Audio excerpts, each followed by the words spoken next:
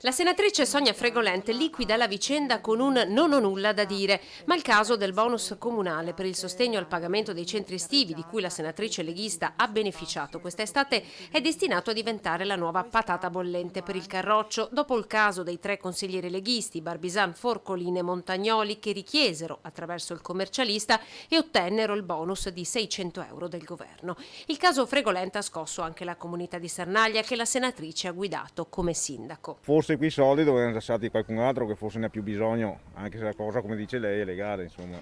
E dovrei fare una colletta e aiutarlo un po', insomma, secondo me. Scusa, quando c'è una persona in difficoltà non viene aiutata, vuol dire che la popolazione non partecipa, secondo me. Sbaglierò. Mi fa pena, mi fa pena. La maggior parte non si esprime, in pochi erano a conoscenza del bonus messo a disposizione dal comune, tanto che soltanto 7 famiglie ne hanno beneficiato.